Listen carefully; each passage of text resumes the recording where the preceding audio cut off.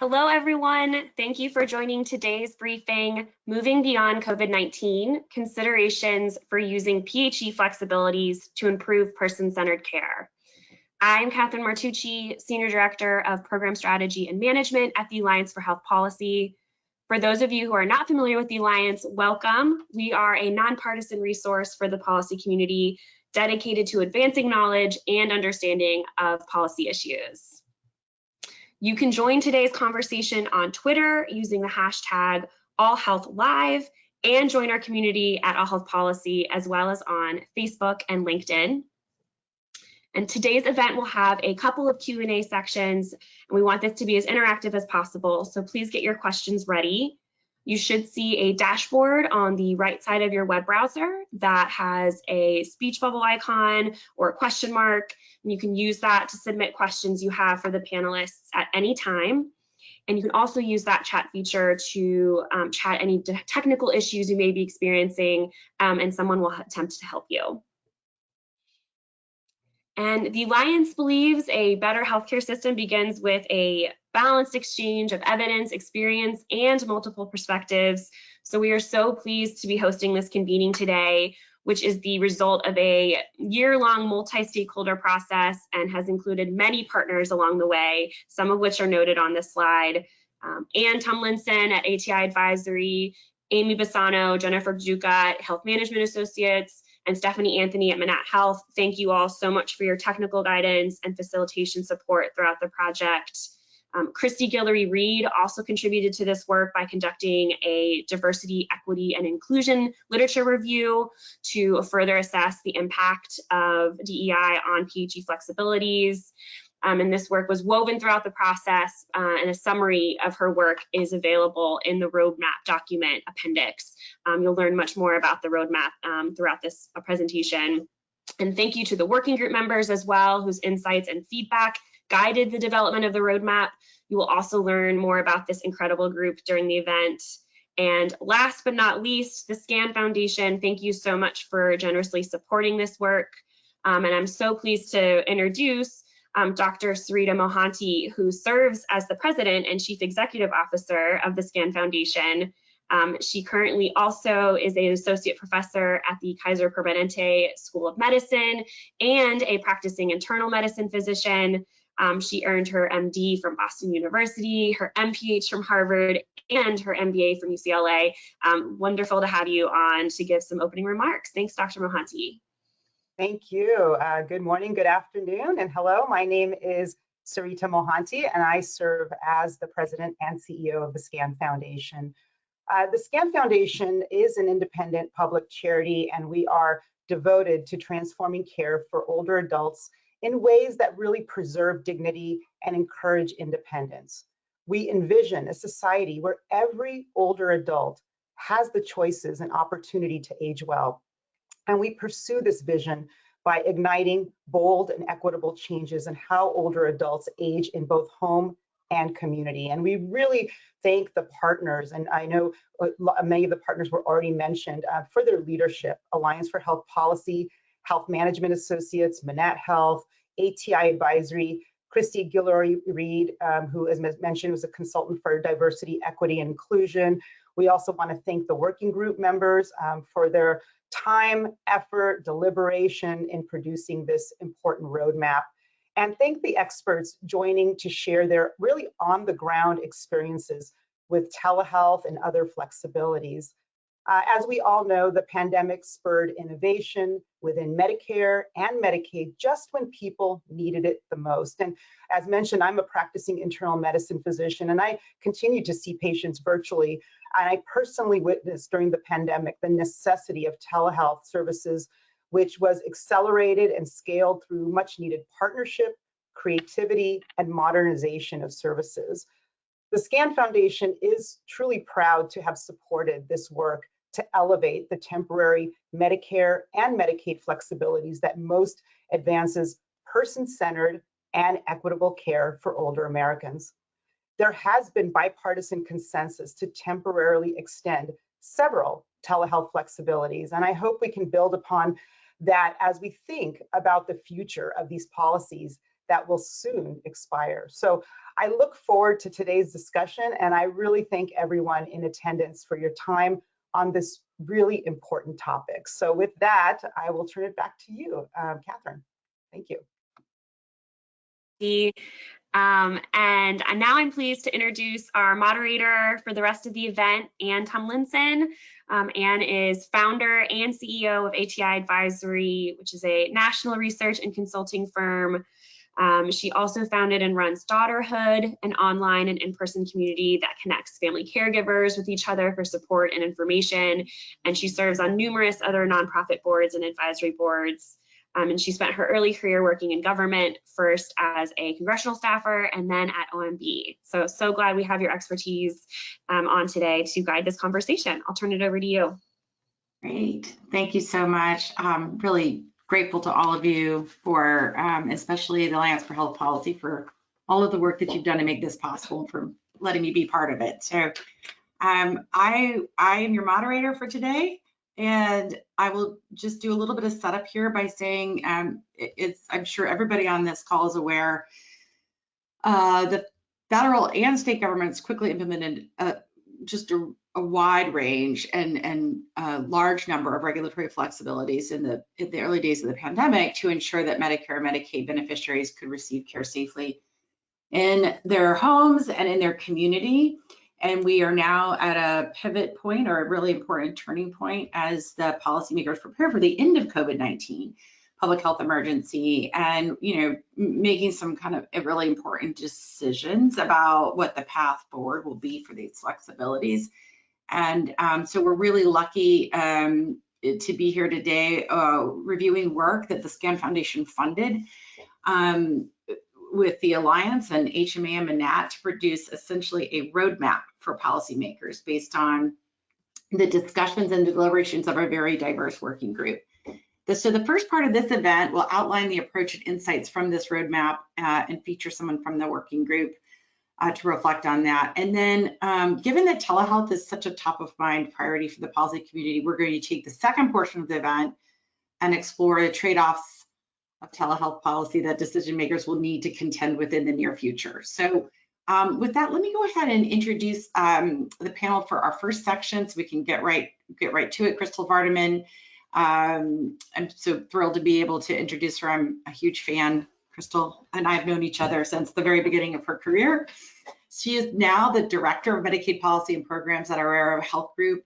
She joined the firm in about a year ago, April 2022. She has almost 2 decades of public policy analysis program evaluation experience across public and private sectors.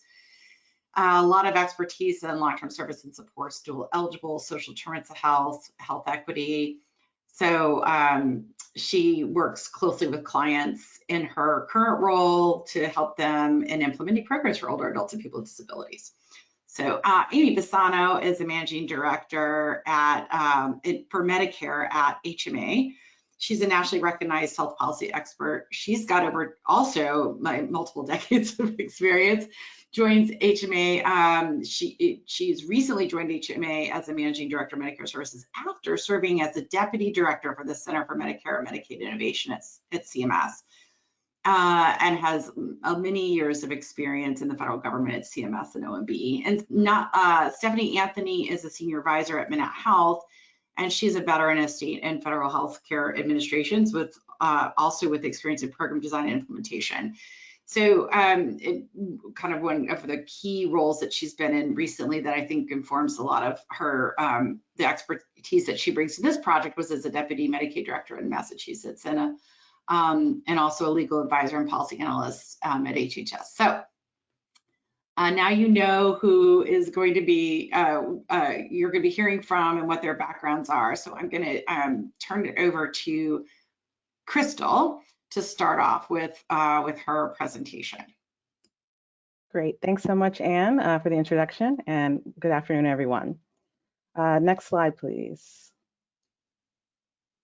Next slide, please. Thank you. I'd like to begin with a reminder of where we were in those early days of the pandemic and the initial federal response. It was January 21, 2020, when the United States had its first confirmed case of COVID-19. and a public health emergency was declared 10 days later. I think we all vividly remember the events of March 2020 in particular.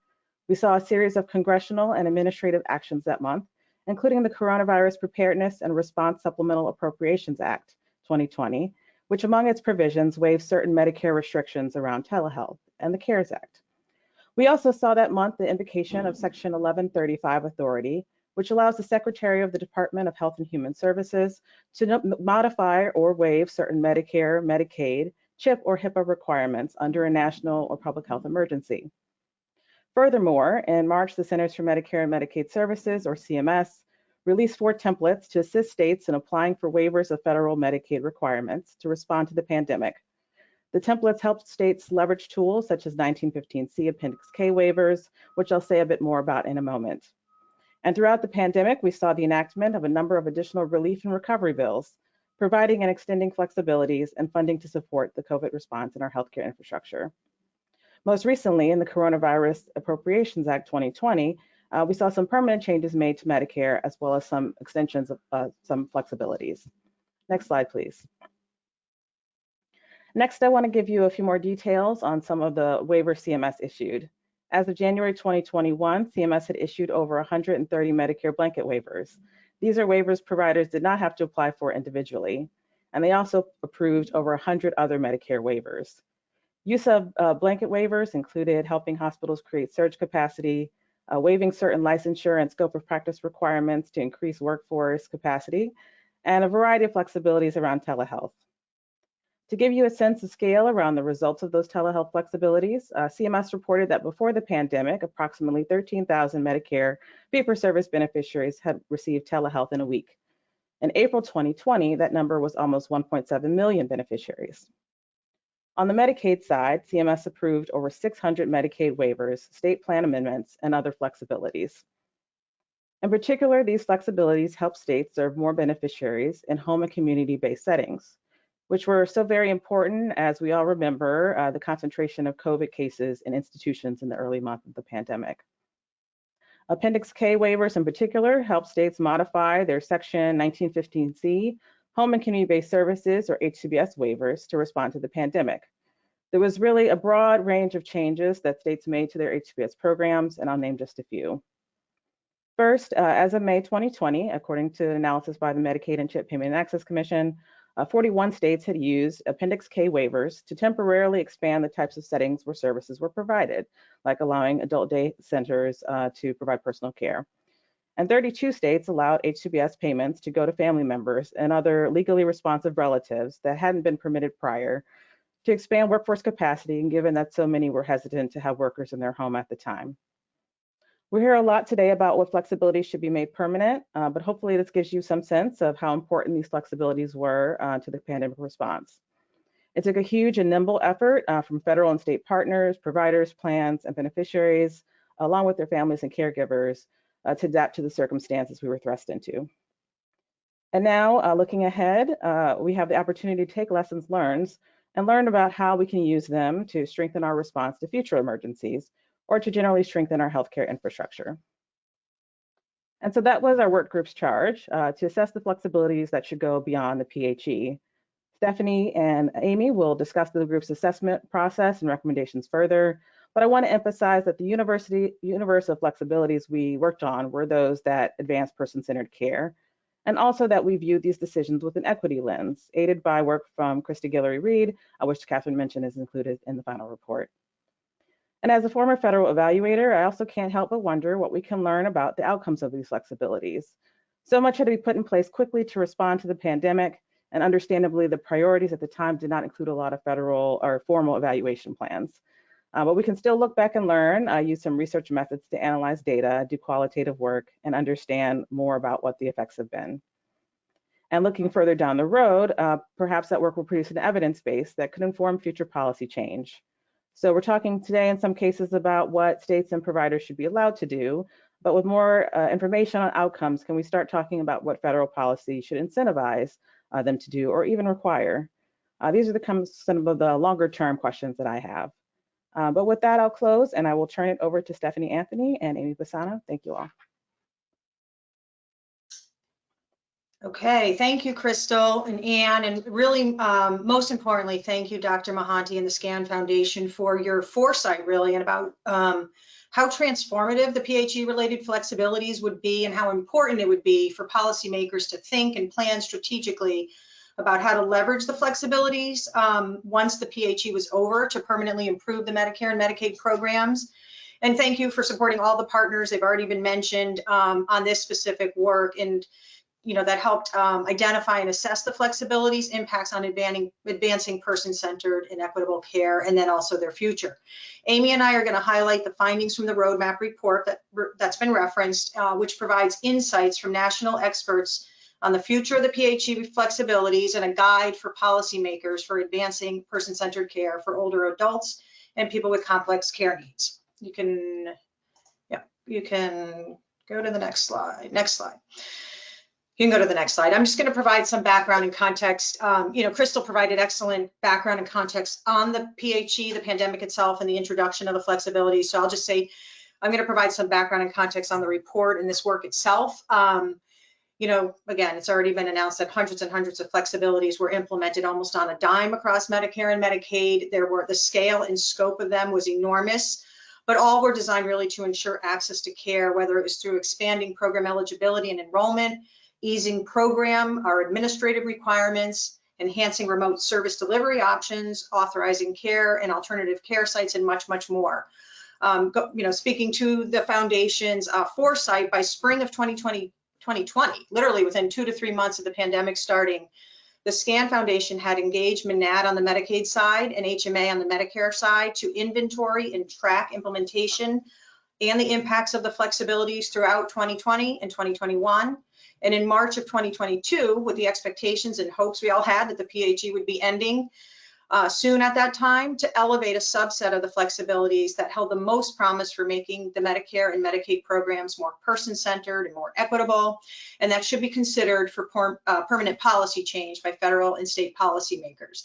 That work is documented in the March 2022 issue brief and policymaker playbook highlighted here. And then last summer, the SCAN Foundation supported all of the partners that you've met today so far to convene a small and diverse group of experts and key stakeholders to provide insights and advice on the future of these flexibilities. These insights are documented in the roadmap, which just came out in January of this year. Last month, in February of 2023, the Biden administration announced that the PHE would finally be ending on May 11th of this year, a couple more months. While some telehealth-related Medicare and Medicaid flexibilities have already been extended on the Medicare side or made permanent by some states on the Medicaid side, without further action, most of the other flexibilities are going to end at the end of the PHE or shortly thereafter.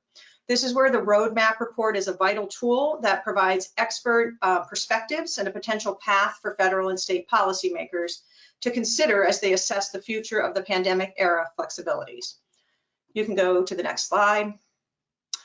This is a list of our COVID-19 PHE flexibility working group members, including Crystal, who met several times over the course of last summer to discuss and assess the future of the flexibilities and to determine which ones should be made permanent based on specific considerations that Amy and I are going to talk about a little bit. The work group members brought diverse perspectives and are really the true authors of the roadmap. We just want to thank them for their time, their contributions, and their insights. You could go to the next slide, please. So the working group analyzed 21 of the hundreds of Medicare and Medicaid flexibilities that were selected for their propensity to further person-centered care and equitable care and come to consensus on continuing or discontinuing their use based on this decision-making framework you see here. Flexibilities that the working group reached a broad consensus on making permanent were categorized as green. Flexibilities that the working group felt required further study or further modifications were categorized as yellow. Flexibilities on which no consensus was able to be obtained would be categorized as red. However, the working group didn't find any of the flexibilities to fall into that category. And flexibilities that the working group felt were useful in current or potential future emergencies, but should not be made permanent right now, as permanent parts of the Medicare and Medicaid programs were categorized as blue. An important point on the slide is that the vote on each flexibility did not have to be unanimous. These were consensus-driven voting and recommendations. And now I'm going to turn it to Amy, who's going to talk through some of the principles that guided the group's work, and then also talk about the Medicare flexibilities assessment before I pick up again and talk about the Medicaid flexibilities. So Amy. Great. Thanks, Stephanie, and echoing your thanks to the SCAN Foundation and our other supporters and working group members in this process. So next slide, please. So as the working group got together to think about these flexibilities, and just to emphasize again, this was a subset of all the hundreds of flexibilities that Medicare and Medicaid put into place. They were looking at ones that were really trying to focus on person-centered care. And as they were going through their deliberations, they came up with these 6 principles. And the first one is to prioritize maintaining a Medicare flexibilities that enable that person-centered care, and that healthcare that is guided by the individual's personal values and preferences and designed to help people achieve that matters the most. So this really was the number one thing they thought about. And then coming from, along with that was health equity in programs and policies, looking to achieve the highest level of health for all. Then recognizing this report was going to be talking to federal and state policymakers, looking at the data collection, monitoring, oversight, and transparent reporting in order to make those decisions and to continue the looking at access, quality of care, and the perspective, and making sure they're looking at the perspective of the people who are impacted by the policies. And so you must use those things to inform the process of thinking about, what would be worthy of being continued. Equitable access to healthcare regardless of the type of coverage or insurance status. Yes, these are Medicare and Medicaid flexibilities, but to the extent that the flexibilities could impact more than that, looking at that issue as well. And then on the state side, states differ. Medicaid programs are all different across the country, and that they're going to be looking at the flexibilities in different ways. But that making sure that just keeping this in mind, that there could be differences, but also could affect the ways federal flexibilities are implemented across the states. And then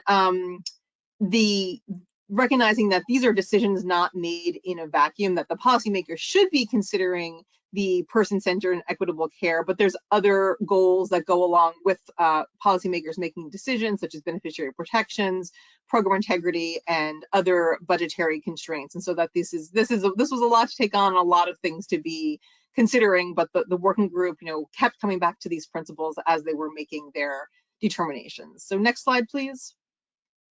And then of the flexibilities that they were looking at, they really fell into 3 broad categories. The first was expanding telehealth benefits, which we'll spend most of our time talking about today. And then there's also modifying the scope of practice and other related requirements, because there were quite a few flexibilities on provider licensure, scope of practice, practicing across state lines, and then qualifications, and then the payment amounts given to the new, whether you're expanding the workforce or, looking to use the workforce in different ways as a result of the flexibilities. And then the third was other flexibilities, other things such as a 3-day stay for hospitalizations for skilled nursing facilities in Medicare, or on the Medicaid side, self-directed home and community-based services and other financial eligibility rules. And so they broke down that way, and you will see as Stephanie and I walk through the specifics of some of these examples of the flexibilities, how they came into those categories. Next slide, please. Yeah, we can go to the next one. So I'll now pivot from talking about the broader working group and how they were thinking about things in the big picture to talk about some of the key Medicare waivers that they were considering. And so when they were looking at Medicare, there was, in addition to the 6 guiding principles, they were very much interested, the working group was, in the operational feasibility of these flexibilities. The waivers themselves were designed, they really waived or modified the way Medicare providers and suppliers can deliver care and services. And so they're sometimes, thinking about how that connects back to the person-centered care aspect of it. They wanted, added some additional points in their deliberations, and that existing, the programmatic structure that existed pre-public health emergency was not necessarily equipped to deliver this new type of care through the flexibilities, like sustainably on a long-term basis or at scale, really something that all providers were going to be using. So there needed to be some additional changes to programs or guardrails in place to think about if you were taking these flexibilities from used in an emergency situation and used only with maybe potentially a subset of the Medicare population, to how would this work when it's really done on a permanent basis and applicable to anyone.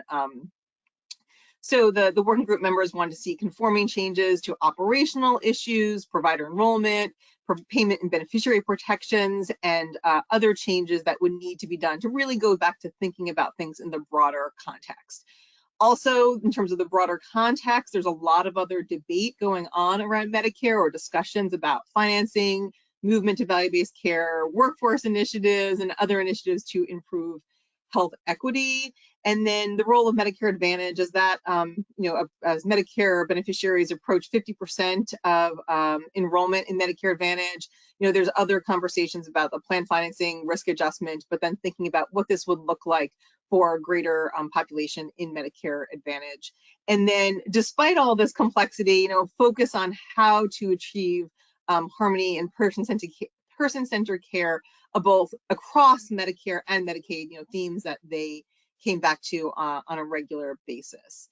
And so with that, this next slide, please, shows, it's a little hard to read here, but shows the different flexibilities that were evaluated and the particular working group recommendations. And you will see the green ones there, they are all telehealth related. And so just, we sort of talked about it a little bit, but just for further context, before the public health emergency, Medicare had a very limited telehealth benefit. It had to be delivered from rural locations, only in certain very specific locations, not including a patient's home, only for very limited types of services and only certain types of providers. And so, one of the big lessons learned from this was that, this was, the flexibility, additional flexibility in telehealth, both in a patient's home, in any geographic area, notably in urban areas, and others,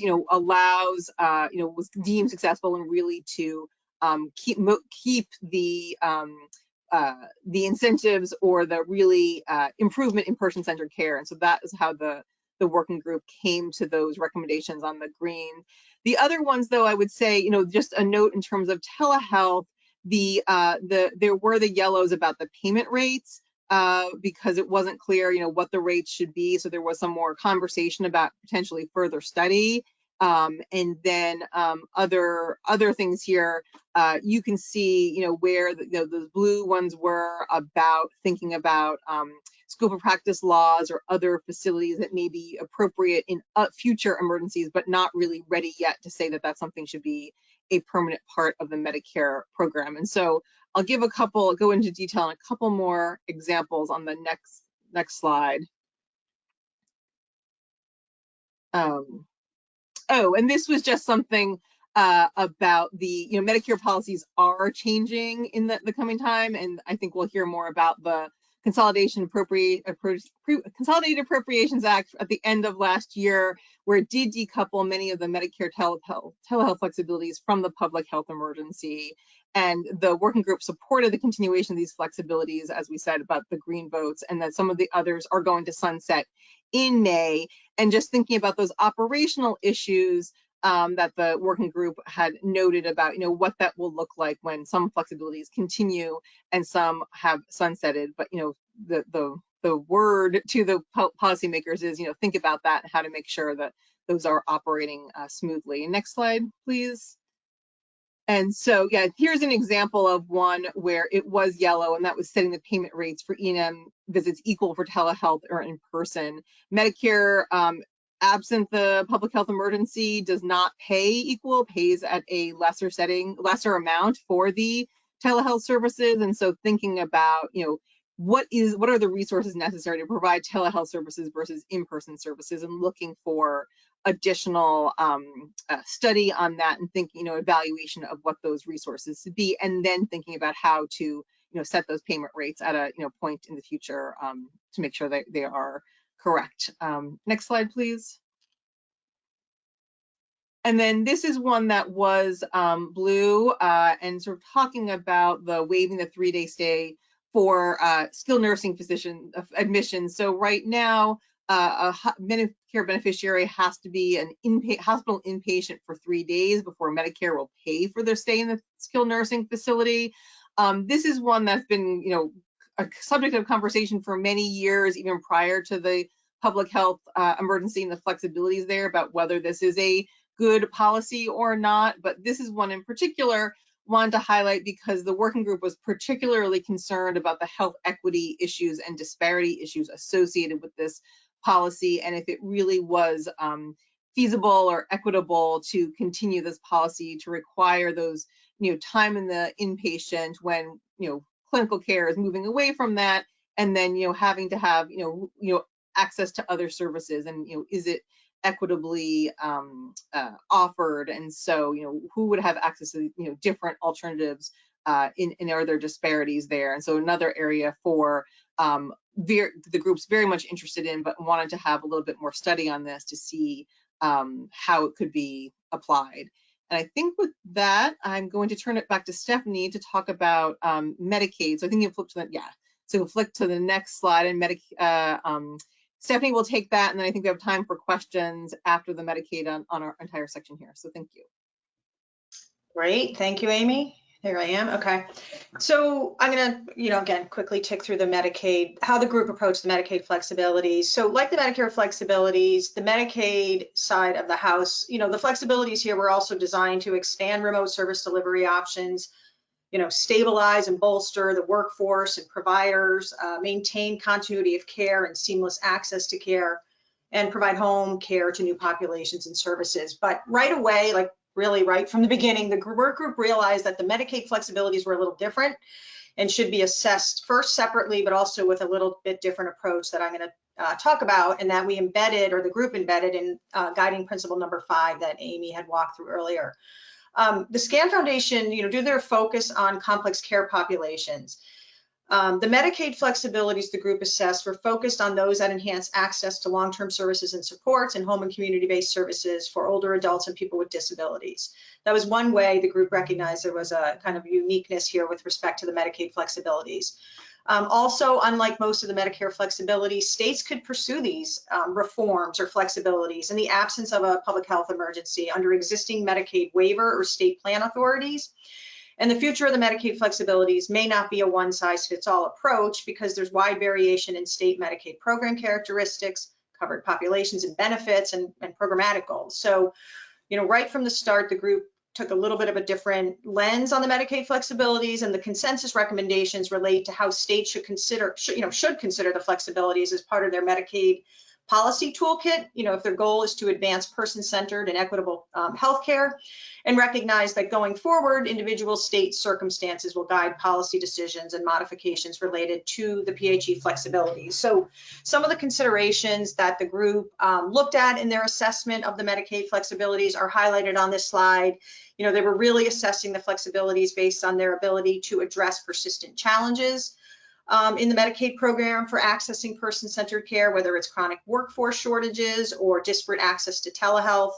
They looked at whether policies or the future of the flexibilities would minimize or support alignment between the Medicare and Medicaid programs, particularly for the 12 million dually eligible individuals and their providers. Amy just talked about how, in some places on telehealth, for example, Medicare was not doing things that states, in some states, were doing around originating sites and other uses of telehealth. So, to the extent, the return to pre-COVID policies on the Medicare side could perpetuate existing misalignment. So the group looked at it with an eye towards a better aligning the Medicare and Medicaid programs.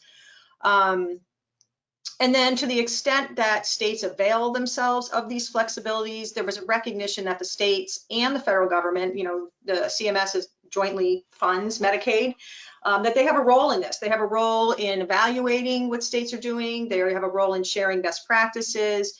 On the Medicaid side and state side, to the extent that they avail themselves of these long-term services and supports related flexibilities, they should think about their broader applicability to other services in the Medicaid program. So that's generally how the group decided to approach the Medicaid flexibilities. You can go to the next slide.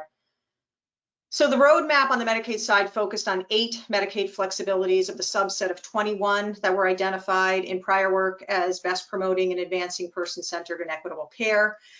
There is a lot of nuances and considerations underlying each of these votes that are spelled out in the report in more detail, but you can see the consensus votes here. The group landed on 5 greens, 2 blues, and 1 yellow. I'm going to give examples of a couple of these on the next slides before we wrap up.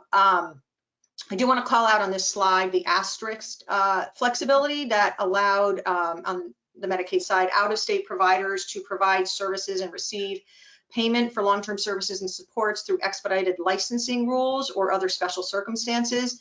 This one the group debated for a while because there was similar flexibilities on the Medicare side, but because the Medicare flexibilities in this area tended to authorize the flexibility to, really quote, to the extent allowed under state law, the group decided to capture this as a Medicaid flexibility.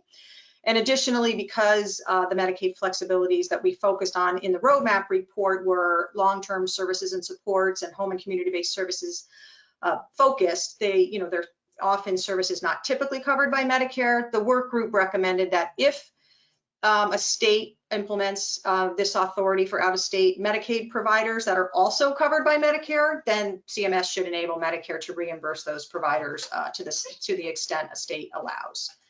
You can go to the next slide. Quick examples of a green, a blue, and a yellow telehealth. We're going to talk a lot more about it. We talked earlier about, Crystal gave a lot of facts about what a game changer it was in both the Medicare and Medicaid space in preserving access to services, including for people who use long-term services and supports, some on a daily basis. The group felt that telehealth will and should play a key role in Medicaid programs going forward. In fact, about half of states have already expanded telehealth parity permanently, including a few very early in the pandemic. By early 2021, I think Massachusetts and Pennsylvania had started to make these reforms more permanent. States expanded telehealth in many ways. Crystal talked about those. So to the extent that states expand telehealth as a modality of service delivery, the group felt strongly that states do it carefully and thoughtfully, balancing appropriate use of telehealth and in-person visits and other considerations, and monitor the impacts of expanded telehealth on the workforce. Is it helping or hurting shortages? And the impacts on equitable access to broadband and telehealth enabling equipment. You can go to the next slide. This is an example of a flexibility. It's blue. I call them toggle on, toggle off flexibilities. This one is under the broad category of modify provider scope of practice, but it's really about provider financial preservation and sustainability, particularly early in the pandemic when providers were shut down and people were more locked in their houses. And it was about increasing provider rates to sustain and bolster the workforce, specifically through time-limited retainer payments to providers of personal care services. For this one, the group suggested that states could develop health plan contract clauses or an addendum that they could have on the ready, or develop a PHE playbooks with lists of potential flexibilities that they can quickly deploy in future public health emergencies and based on the specific type. Is it a natural disaster? Is it an infectious disease pandemic? States with histories of natural disaster-related public health emergencies like North Carolina and Florida with floods and hurricanes do or are considering this type of approach. And finally, you can go to the last slide. This Medicaid flexibility eased program requirements by temporarily changing the financial eligibility rules for Medicaid covered long-term services and supports through eliminating asset or resource tests for populations, or excluding certain income or assets from what is counted in determining one's financial eligibility for Medicaid long-term services and supports.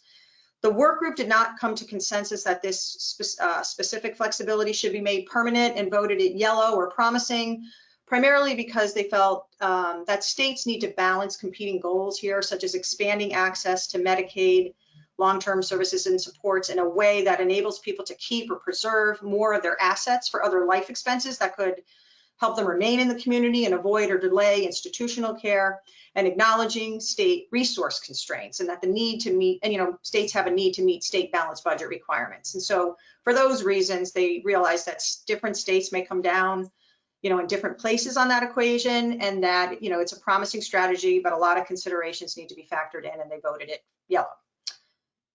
I think with that, Amy and I are happy to take any questions about the roadmap report, the Medicare and Medicaid accessibility questions, and Crystal also, obviously she was a member of the work group, before hearing from our excellent panelists on telehealth some more.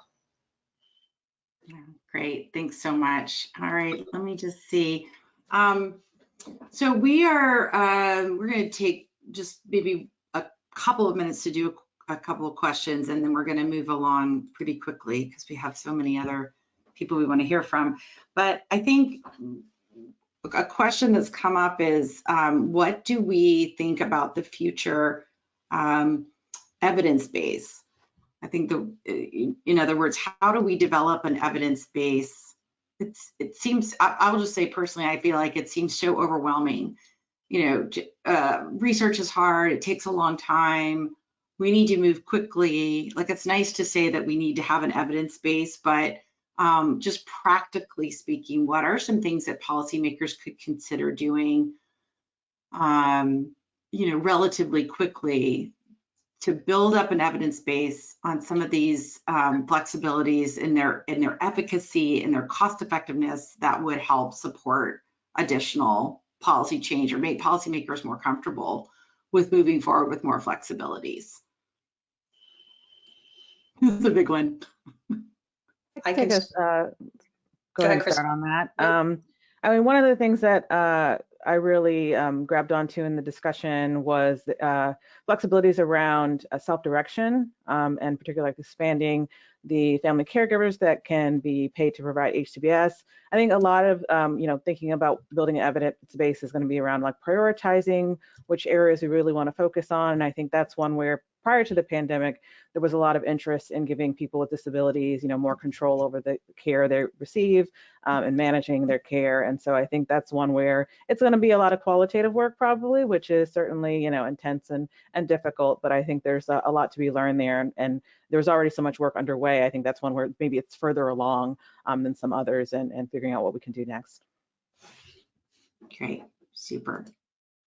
All right, we have one more question, so I'm gonna pop over to that. I know we could probably talk about, thank you, Crystal. I know we could talk about evidence for, this could be a whole hour on that. But so we got a question, how did the mechanics of reaching a consensus on the green, yellow, blue recommendations work?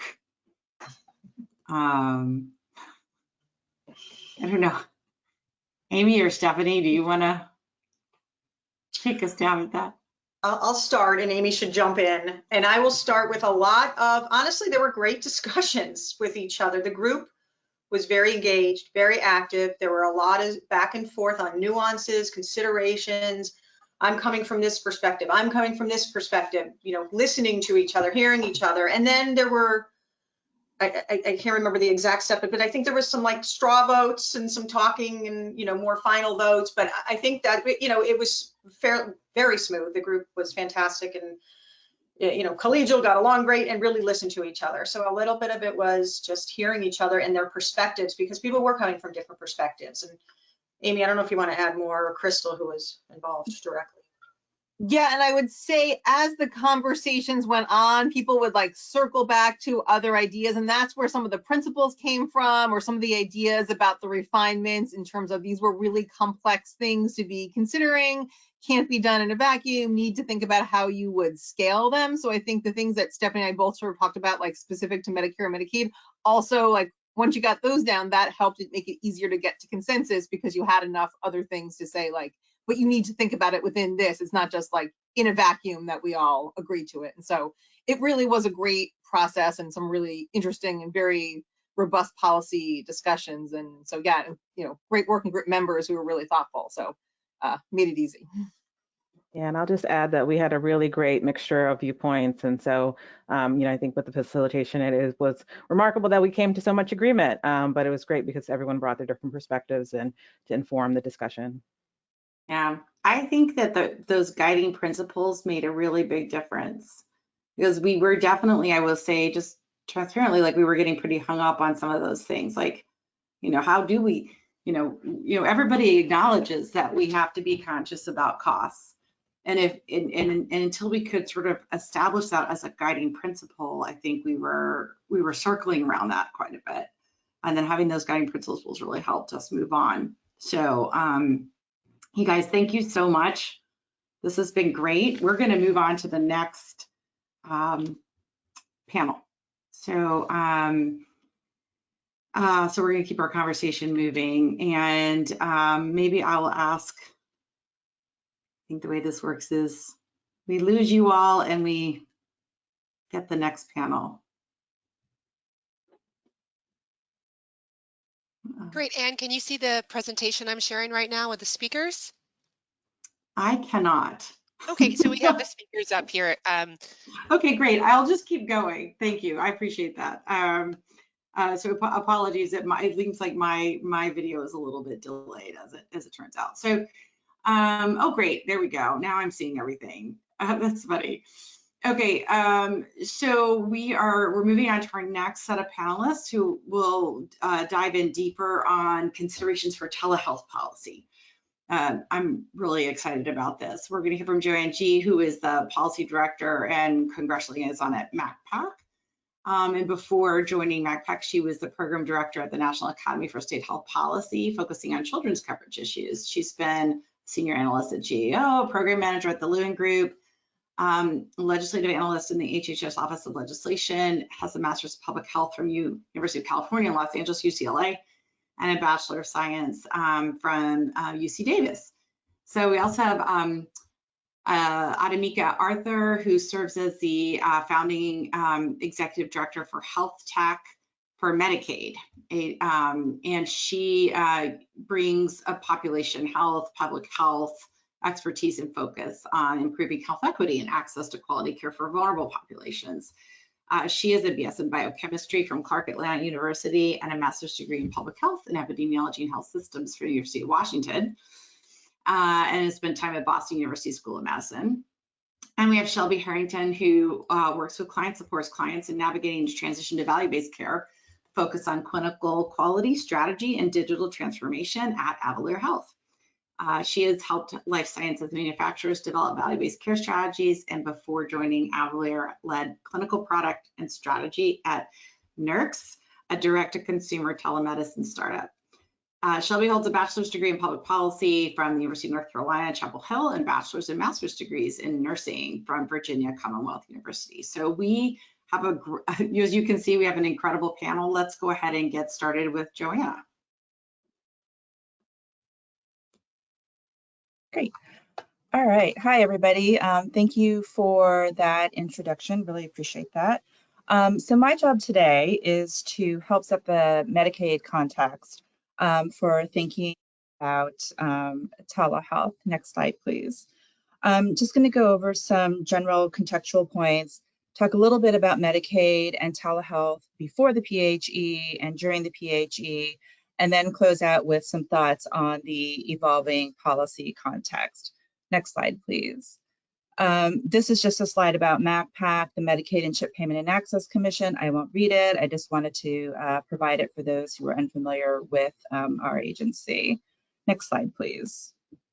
All right, so foundational to the Medicaid policy context is how states and CMS really think about telehealth.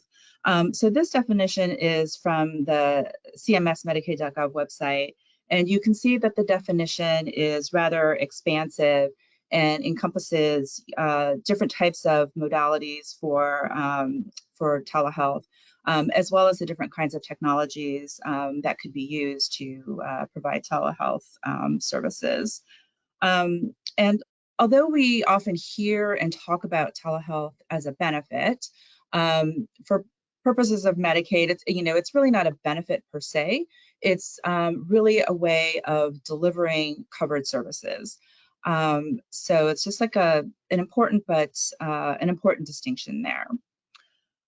With respect to federal rules, I think the biggest take home with respect to Medicaid is that states really have had and continue to have substantial flexibility to design their telehealth policies. That means that they can decide whether to cover telehealth, which specialties, which providers, which modalities can be covered with or can occur over telehealth, as well as payment. And we know, of course, that payment is an important issue. There are certain requirements in Medicaid that don't really apply. These include, for example, comparability and statewideness. However, states that limit telehealth availability to certain providers or regions must ensure that those services are otherwise available to beneficiaries through in-person visits. In addition, state plan amendments or SPAs are not always required for states that want to use telehealth in their Medicaid programs. There are some circumstances in which they are required, but as a general matter, states don't need to submit them in order to provide telehealth. And lastly, on this slide here, you'll see that state scope of practice rules apply. And these are rules that CMS has articulated on its website and in other guidances that it has issued. Next slide, please. So taking a quick look at Medicaid telehealth prior to the PHE, as I said, states have always enjoyed a lot of flexibility to design their telehealth policies. So this could mean that states could choose to cover different modalities, synchronous or asynchronous telehealth, again, different services or specialties, providers, and payment. Before 2020, when the pandemic struck, we do know that nearly all states allowed for at least some form of telehealth. And as you can imagine, there was great variability in what that coverage looked like. Prior to 2020, all states pretty much, I think it was all but one, covered some form of synchronous or live telehealth. About 21 states covered remote patient monitoring, and about 15 or so covered store and forward telehealth. Let's see here. And so, as you can imagine, there are a number of considerations in state decisions for covering telehealth. I think that probably many of these aren't new to you. There's a couple examples on the slide: connectivity and broadband, access to technology, licensure, privacy, etc. In the times before the public health emergency, there's really relatively little known about the level of utilization of telehealth in Medicaid. There was little Medicaid-specific research on the use of telehealth as well.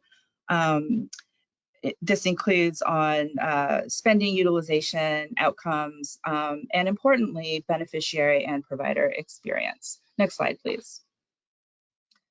All right, so turning to the PHE era, again, just sticking with the theme here, federal rules remained flexible. I think one sort of important development was that CMS really spent a lot of time and issued several pieces of guidance specific to telehealth, as well as a really helpful toolkit. States in this time, as you know, were trying to protect access to coverage for their beneficiaries. So they really leveraged the flexibility in the federal rules, as well as the guidance coming out of CMS, and implemented rapid and broad expansions of telehealth coverage. In fact, I recall hearing several states saying that they basically threw open the doors to telehealth to cover, pretty much any Medicaid coverable service in their state. They really expanded to a wide range of providers and took advantage of as many modalities as they could, in particular the synchronous telehealth. And of course, with that, there was unprecedented growth in use of telehealth. There were states that used telehealth, of course, as was alluded to provide HCBS related services. But also I just wanted to flag behavioral health services where there was really just tremendous use in telehealth during the PHE. Next slide, please. So just a few weeks ago, actually it was just a week ago, I think, CMS published its most recent preliminary data snapshot, which is a great treasure trove of data. Using administrative data, CMS displays the trend in telehealth use among Medicaid beneficiaries from the beginning of the PHE to July 2022, which is the most recent data that are available. And you can see that sort of bumpy line, that purple line or blue line, and you'll see that telehealth use really peaked in April 2020, plateaued in the months after that, and then since then has really started to decline a little bit. But if you can see that line sort of along the x-axis there, it's the purple, lighter purple line. It's actually dotted. It's a little hard to see. That represents telehealth utilization in the years prior to the PHE. So you can see that although telehealth use has declined a little bit, or has declined since 2020 April, it still remains substantially higher than the months before the PHE. Next slide, please. All right, so with the end of the PHE on the horizon, I think it's safe to assume that the policy context will continue to evolve quite a bit. And as we have discussed already today, states are really thinking about what to do with their pandemic era policies for future. With respect to telehealth, states are considering, have considered which of their pandemic era telehealth policies to keep. As was mentioned before, some states have already made permanent some of these policies. Other states are continue to consider and deliberate on their policies, and many states have state legislation in process.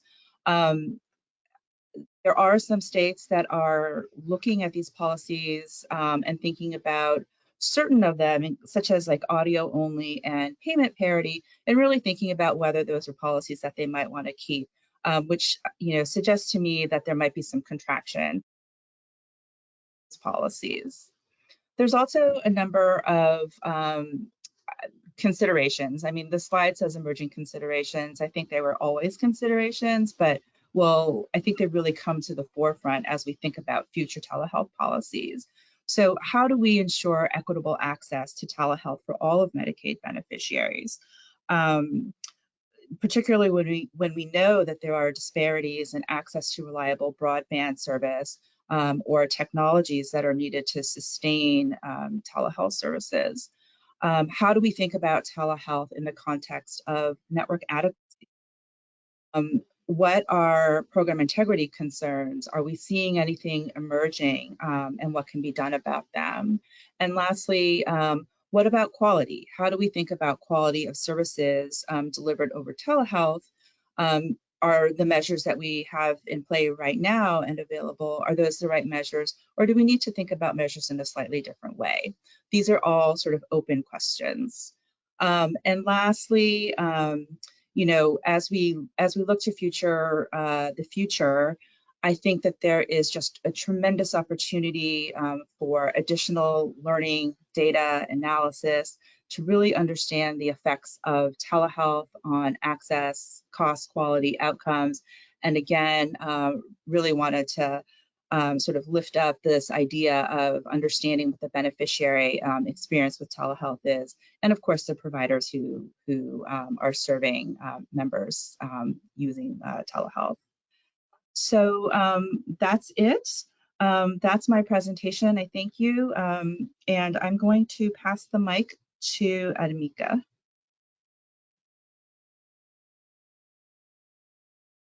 Thank you so much, Joanne. Next slide is fine. Good afternoon. My name is Adamika Arthur, and I run a nonprofit called Health Tech for Medicaid. Next slide. A little bit about Health Tech for Medicaid. We are a convening body, and we are dedicated to supporting innovation in Medicaid. So most of my remarks today are really going to be on behalf of the recipients of Medicaid, their caregivers, and families, which ultimately make up more than a fifth of our communities in America. Our purpose at Health Tech for Medicaid is to further improve the quality, equity, and access to care for Medicaid recipients.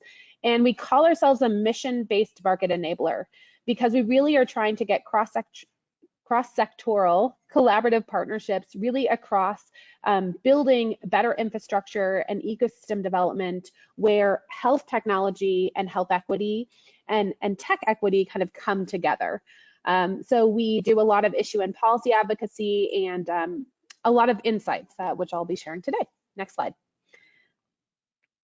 So today, just to frame my conversation, I really want to make sure that we've talked a lot about the public health emergency, but I really want to focus on this from a patient, provider, consumer, and individual people perspective. And in order to do that, you have to think about the perception, the language we're using, the voice and the narrative that we're using it in, and also how disaggregated this can be and in confusion across folks hear care and system barriers and affordability. And a lot of that doesn't really mean much when you're just trying to get basic care for your health and your family. Next slide. So the untangled tethering of Medicaid. I mean, we all know what essentially occurred in the decoupling. What I want to unpack here today is really, you know, the 91.3 million people that are on Medicaid and what that really, you know, makes up.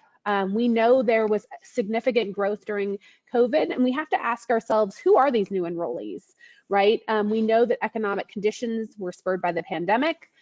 We also know there was newly adopted Medicaid expansion, specifically in 3 states we want to probably highlight, which is Nebraska, Missouri, and Oklahoma. But really, this is a life preserver for many people to continue their coverage. And I think as we go through this disenrollment process, we really need to think about what that means. Next slide. Great. So in between these slides, I'm actually showing some of the things that we have done as a part of our larger campaign around showing Medicaid recipients and the larger ecosystem what actually Medicaid redetermination is. Next slide. So this is also a follow the money pathway. I think as we know, we've started with, you know, FMAP got increased by 6.2%, which has really helped in some cases, and there's lots of different data out there that says it's either balanced state costs or help states actually get some surplus. As the April 1st deadline happens, we're going to see a phase down of FMAP. And even as of this morning, we're seeing states that are trying to super accelerate their ability to do their redetermination, because after December, you know, we go down to below 2.5% of FMAP. And so a lot of states, we're seeing this rapid cycle. I think, unfortunately, and we'll talk about this in a few slides, our rapidity with trying to get people redetermined, we hope is not a cliff that gets people to just drop off of coverage altogether. Next slide. So some of the lessons that we've learned from the PHE is really, we learned a lot about churn. Many of us who've been in Medicaid for a long, long time have talked a lot about churn burn, which is really that learned temporary loss of coverage that is common when Medicaid is stopped. And we know a lot about the fits and starts of that. It's typically due to 2 things: short-term changes in income and also circumstances that suddenly make you ineligible for Medicaid. So while we learned a lot about churn burn because we were halted, and so we didn't have as many access problems, barriers to, or you know, the cost of really unnecessarily administrative costs concerned with churn.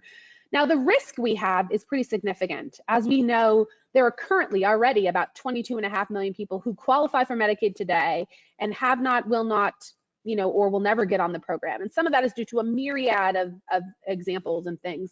Some people don't want the government in their business. Some people can't find the documentation. Some individuals are estranged from their families and don't have anyone who can help them do some of the work. Some people are institutionalized. There's lots of reasons why.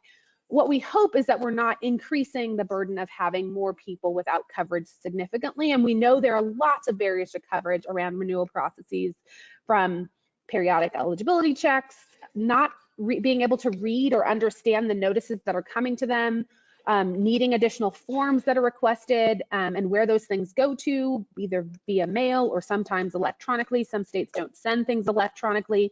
And also really unreasonable timeframes sometimes when people have other traumatic life events.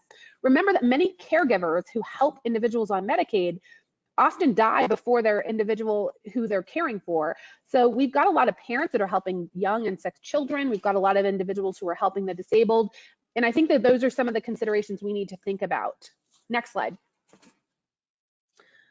So what do we already know? We already knew that if you were a full benefit beneficiary, we were very accustomed to certain populations of people having gaps in coverage. So we knew almost 10.5% of people had gaps that were less than a year. We had many people that went back and forth. There was about 9.1% that had gaps within 6 months. And then you know, I think we saw lots of people who were enrolled and disenrolled and re-enrolled within 3 months as well. I think CHIP is something to really consider. We've seen case studies and horror stories. I don't know if many people remember many years ago in Texas in 2019 when 900,000 kids got kicked off the CHIP because of a computer error. So I think we really need to think about CHIP, and we also need to think about where are states with their operational plans. A lot of them didn't have to turn them in until recently, and there's really not a fact checker or an ability for us to humanize them. Have they been co-designed with communities, et cetera? Next slide. And believe me, remember that there's about 56 of these state plans that are coming in. So who's at risk? I just want to give an illustration of who we're talking about here, who's truly at risk from a patient perspective. It could be anyone who's moved in-state and across states during the pandemic, people who do not have adequate or accurate data in the system, individuals with limited English proficiency, those people who rely on caregivers or family members or neighbors or others to assist them with their Medicaid information, individuals with disabilities, people with traditional mistrust of the government, and people with poor loyalty relationships to their MCOs, caregivers, or other kind of government representatives. Next slide. So I wanted to pause there and have us really think about how many of those types of individuals do you know? And then you push that out to 91 million people. I really want us to really think about what does this mean and what do Medicaid enrollees need to do under this time period. Next slide. So where we are now, I think the big elephant in the room is outreach. How are MCOs and nonprofit and safety plans working along with our commercial plans? How are we working with community health centers, whether they be federally qualified health centers, Indian health centers, or others? How are our public hospitals or the America Central Hospital Network hospitals engaged? Are we looking at navigators or promotoras or other marketplace assisters? How are our CBOs connected? Oftentimes we don't think of our Volunteers of America or United Way friends. And what other partners are untraditional that could actually help us in our convening power and our ability to get the message out? Next slide.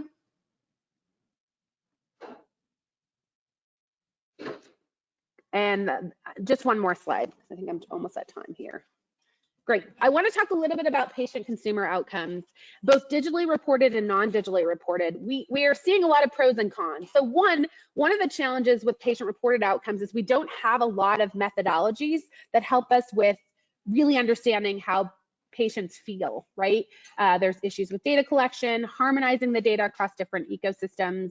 A lot of individuals are worried about data sharing, and I think we have to think about consistent consent, transparency, consumer oversight, and also where does our data go if we want to delete it and give you new information. And I think that we're also starting to see, and even as of this morning, many novel models. I think Maryland came out with something this morning with HIEs. How are state designated health information exchanges helping us with this redetermination notification? How can we leverage them as a powerhouse as well? Next slide. So I think I want to end today with just really reminding us that people are on this program, and 91.5 million people is a lot of people in this country. And so oftentimes when we are reading legislation or we're thinking about things, we're often thinking about it from our lens. And I would just really want you to think about moving out to thinking about individuals who work in factories and are in fields every single day as to how this really impacts their quality and duration of life. Thank you very much. And I am going to pass it along to Shelby. Thanks, Adamika. I appreciate it. Next slide, please. And we'll go for the next slide. I'm going to focus on telehealth. And I know many of you on the line are policy folks, so we are going to touch on policy issues. But I am a nurse, and I have spent most of my career working in quality and value-based care. So as we go through these next slides, I'm going to ask you to think about the implications of these things through the lens of a provider organization, and what this means to them and how they operationalize care delivery models. I want you to think about it through the lens of its impact to advancing value-based care and value-based payment models, and through the lens, of course, of patients and how these policies and other considerations impact patient-centered care. We've talked a lot about Medicaid coverage and the variation at the state level. We're seeing across the board within and between states so many differences in how telehealth is covered and operationalized, which introduces a lot of complexity when you think about from the provider organization perspective. The policy or the coverage implications in Medicaid and how much that differs between states and the modalities of telehealth. Within states, the commercial market requirements, where commercial payers are given the flexibilities to offer more telehealth services, but their limitations may come back, and this is going to differ by specific payer. And there's not necessarily a requirement for payment parity. Also, payers can have separate networks when you think about the complexity of managing in-network versus out-of-network considerations. And of course, the common refrain and concern around licensure of care providers, of physicians and nurses to be able to deliver telehealth. I was actually just having this conversation last night with my good friend who's an oncologist here in Baltimore about, she had a patient yesterday that had to drive all the way up here and drive a few hours for a routine visit that could have been done via telehealth, which both she and the patient would have preferred, but because she wasn't licensed in his home state, he had to make that drive. And of course, that is not a very patient-centered way of delivering care. And so licensure standards and the lack of a national compact can really introduce a lot of complexities that inhibit that patient-centered care. A lot of these considerations really need to be the focus and will be the focus of state legislators as they come into session this year. Next slide, please. And I'm going to focus on this middle column around telehealth and what we look at happening at the Medicare level. A lot of these new flexibilities that have been introduced throughout the pandemic have been given an extension going through the end of 2024. And this is really crucial from an evidence perspective, from a research perspective, and from a quality perspective. So if we go to the next slide, policymakers, I'm sorry, you can keep going to the next slide. We'll skip ahead to this one. Policymakers and payers, and really even provider networks as well, they need the evidence for telehealth's optimal position in the care continuum. The details of how and when telehealth is delivered can have a major impact on outcomes. If you think about it like with a medication, we test and we research and we generate evidence to understand which specific doses and administration methods of a medication are optimal and when to use them for different clinical populations. We do similar things for services, for surgery, for therapies. We match and generate evidence to see what is the specific way of delivering care that matches to an appropriate patient population. And a lot of that data and evidence on telehealth just isn't quite there yet. And so we're trying to make these decisions in the absence of strong evidence, as we've seen many of the previous speakers have mentioned. We saw a lot of the recommendations from the consensus group that were still in yellow, saying that we need more information. And so there's this balance between giving providers, giving researchers, giving even policymakers time to leverage the flexibilities of telehealth to generate that evidence, but also being mindful of we don't want to do any harm to patients along the way and have negative consequences of moving too quickly. When we think about telehealth impact and potential impact to equity, it seems pretty clear that if we are going to deliver patient-centric care, that we need to consider patient preferences, balanced by quality and safety, but thinking about what are their preferences for telehealth versus in-person care. We know there are concerns around equity based on some internet access, but then we also see some studies that are showing many of the traditionally underserved populations have widespread access to smartphones. So going back to, we need better evidence on what modalities of telehealth are most effective in what clinical situations. We heard a lot from previous speakers about the need for understanding the quality of telehealth care and even defining what is quality in telehealth care. Clinical practice guidelines, are a key evidence piece that are used by payers and policymakers to decide how telehealth should be covered, how services should be covered, but also how to measure outcomes in these areas. And so this is something where we're starting to see these societies issue these guidelines, best practices, toolkits, but we need more. We need to really gather that evidence and have clear and concise guidelines on what are the optimal care pathways, what are the optimal clinical scenarios, and the optimal populations that benefit from telehealth. And then how do we measure quality? How do we improve quality? How do we improve value?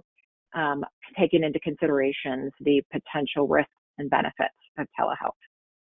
And then operationally, and I asked you to put on your provider organization hats, think about the fact that it is operationally burdensome and difficult, sometimes a complete barrier for providers when they can't have a clear and consistent care pathway as it relates to telehealth. If they have the evidence and they've designed care pathways of when they use telehealth in their practice, but they're limited by the patient I see at 10 a.m. does not have telehealth coverage. The patient I see at 10:15 does have telehealth coverage, and so on. It makes it burdensome to establish and hardwire best practices within an organization. So that's something to consider in both a barrier to generating evidence and also a need for generating evidence to understand how optimal evidence-based care can be delivered. And then looking to organizations that are engaged in value-based care, like those that are in Medicare ACOs or in some of the bundle payment models, they really stand to gain the most from the cost savings that could potentially be achieved through telehealth. But they need to figure out what are those best care pathways. And by design of their payment models, they're incentivized to lower costs and improve quality. So it's an optimal scenario for them to test out and learn and generate evidence from some of these telehealth modalities. And just a consideration as we think about a holistic view of the role of telehealth in our care system is ensuring that the workforce models and how we staff and deliver telehealth optimize quality and efficiency, but also minimize the risk of burnout. We're seeing that being a tremendous problem in our care providers where they are just burned out and they are leaving the profession. And we need to think about using telehealth as a way to make their work more efficient, bringing joy back to work and reducing their overall workload and not being additive to that. And so with that, I think we still have a little bit of time for questions. So I'm going to turn it back over to Anne. Thank you so much. That was all of you. That was great. I'm going to ask all of the panelists now to rejoin. And let me just check our question section. And maybe, Shelby, I might just go ahead and start with you as we're waiting for everybody to rejoin, because I love the last slide that you just presented, and it was just really helpful for me to get my mind organized around some of these things. Where do you see the most progress happening on some of the care pathways? In other words, the organizations that, and I'll just give you my bias, which is that I guess traditional providers who are very used to practicing in a traditional kind of office-based, in-person, and are trying to kind of mix methods, so to speak, in real time, struggle, as opposed to kind of the build from scratch a virtual environment. I'm thinking of Amazon, and the text-based the thing that they've just rolled out. Like they're obviously not kind of trying to compete across these modalities. And I'm interested in your thoughts about sort of, does this put traditional providers at a disadvantage? Are there things that policymakers need to be thinking about with respect to ensuring kind of an even playing field? Or that was a lot of questions in one, but just interested in your thoughts about this. We'll take that apart a little bit. I think in many ways this touches on the payment parity component. It also touches on technology and what the Office of the National Coordinator is doing to certified health IT, the HIEs, for making sure providers have enough information available. When we think about some of the things we're learning, one thing that's becoming clear is that no one patient is going to be able to receive all of their necessary health care for any significant period of time purely through telehealth. And no one clinical population is going to all be able to receive care through telehealth. So telehealth only in any wide scale format is going to be pretty limited. Where we're really seeing a balance start to form is in what in tech they're calling the bricks and clicks model. A hybrid consideration, being able to fluidly move back between in-person care and telehealth care. That for patients in a patient-centered way, that could mean going to different provider organizations and having the flexibility to do that.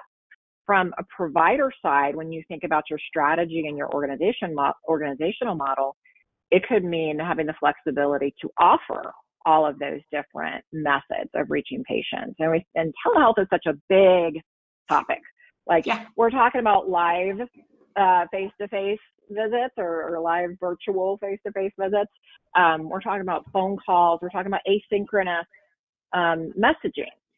So there's so much variation along there. It is, but I think we're learning there's a right place for all of those things. So letting the policies be set in a way that providers have the flexibility to find what works best for their clinical populations, what really optimizes quality, what lowers total cost of care, and what is extremely patient-centered. But again, putting some incentives out there and calling on researchers to really dig in and get us the data on what works best.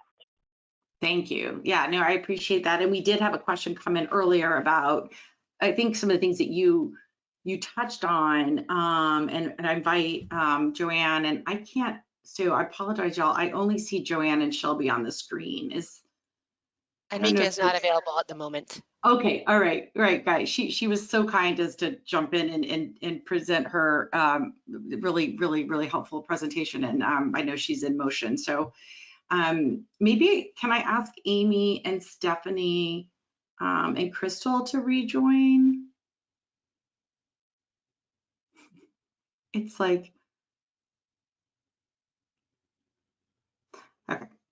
I only see Shelby and Joanne, but I'll keep going with this next question, because I think this next one is one that everybody, and Joanne, really very much welcome your input on as well. And then we'll wrap up. And if anybody has any additional questions, please, I'm gonna pivot in a minute and hand it back over to Catherine, but we're gonna have there's gonna be a survey, a feedback survey that you'll receive, and you can submit questions through that if you have something that you are just burning desire to get answered. So I think just kind of the other question that came up had to do with our recommendations in the roadmap, but something that everybody has touched on, which is access to technology, you know, and the implications of that for you know, equity and inclusion. And Shelby, I think you've even written about this. And so I think that I think the question was whether or not our recommendations in the work group and for the roadmap, you know, gave some considerations to that. And I think my answer would be that we did very much have one of our, as our guiding principles, that we're making sort of an underlying assumption that that's something that policymakers need to make sure that they address. But I don't know that there was, we certainly had a conversation about it, but it was there, and a lot of Christie's work, I think, centered on some of this. Is there anything you all want to add in terms of what we did as a work group with respect to making sure that the telehealth, as we move forward with allowing for more flexibility around telehealth, that we're taking into consideration limited access and ability?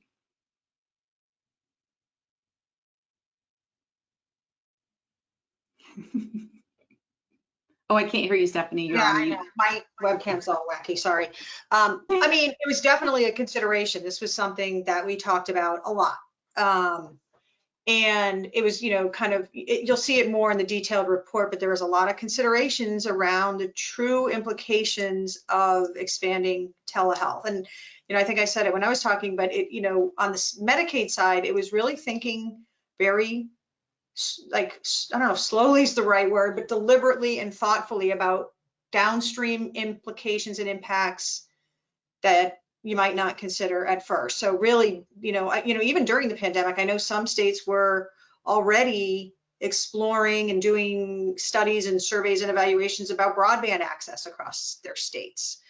You know, things like that have to continue. I think with, again, you know, we've talked about this a little bit, but with respect to all people who use long-term services and supports, or people with disabilities using all services, really thinking about person-centeredness and people's preference and what the appropriate role and a balance between in-person visits and telehealth visits are. Does one come first, you know, telehealth for triaging, or does in-person come first to, you know, assess people's needs and think about appropriate and, you know, appropriate cadence for telehealth and other visits. So it was discussed a lot. I think there's more nuanced thinking on it in the report, and it really kind of fell into our considerations bucket. These were, you know, I think we all know that telehealth is out of the bag. I think it has done wonders for many, many people, particularly with behavioral health needs, but everybody. And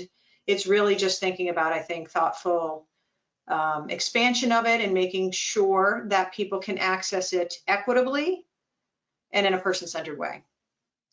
Thank you, Stephanie. Taking on a hard thing. And I think, Shelby, you have, I think, some research or a publication about, if I saw it in your footnotes on one of your slides, it looked like you've done some research actually on the you know, kind of the limited sort of the access. Yeah, it's interesting because you do see two different sides of the coin. We tend to think of telehealth being something that really opens up access, you know, particularly when you're looking at rural areas, you know, and areas in health professional shortages, or even some areas where just transportation is a barrier, which can happen right in the middle of a city. And when you compare that to if broadband internet access is a requirement, those are the same places and populations that struggle to have access to broadband internet. So when we think about doing what is best for the patient and thinking about how can we really realize telehealth potential for increasing equity and access, you know, we looked at some other studies that found most of these folks actually do have access to a smartphone. And so can we optimize the telehealth, the ways in which we deliver telehealth and access to care through the technology that they do have in hand and the things that they do have access to, and really using those tools as effectively as possible. You know, my prior company, there's a great example where we had a migraine service line. And evidence-based clinical guidelines for migraines is actually pretty straightforward and can be safely and effectively delivered through asynchronous telehealth care, through messaging. And we got, and because we had providers dedicated to that they did nothing but migraines all day, every day, they were certified in it, they were excellent care quality, we were increasing access for so many people. And I remember a quote we got specifically from a patient that said, I live in this rural part of a state and there's one neurologist here and it's a year-long wait to see them. And you have made my life so much better just by giving me this access and getting me the medications I need. So we need to think about those stories and how we consider our policy implications. And then again, in designing our care models and what is the potential and how can we optimize that? That's great. And those real life stories, I almost feel like maybe there is such a thing, but we need a place where like these stories can start to go to live so we can, sometimes it's the real life stories that teach you exactly where the micro problems are that you can address. And it just made me think about it was a very intensive caregiving phase for my father towards the end of his life, and his direct care worker needed to talk to her psychiatrist. And we were at the hospital with my dad, and she was able to just, go to another room with her smartphone and have her mental health appointment. And, it was very convenient for her. It was life-saving for us at the time because we needed her help. And, that's like a good story. And then a bad story is, we all have those as well, where, we have an appointment with a doctor and we wait online for the Zoom thing for 30 minutes because nobody knows that we were looking, because they're having trouble integrating it into their care processes. So yeah. So anyway, okay, well, we are very much at time, and just thank you all so much. Amy and Stephanie, it's been a huge pleasure to work with both of you. You did an incredible job with this project long before I joined, and certainly after I joined. And to the team at AHP, Catherine and Sarah, it's been just a huge pleasure to work with you. And Crystal, thanks for being the representative of the working group on this call.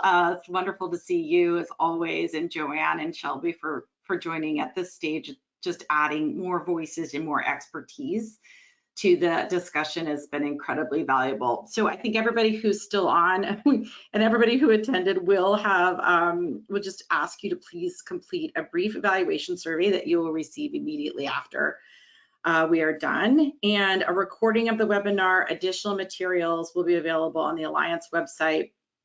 So this concludes today's webinar, Moving Beyond COVID-19 Considerations for Using PHE Flexibilities to Improve Person-Centered Care. So thanks very much, and everybody have a great rest of your day. Thank you.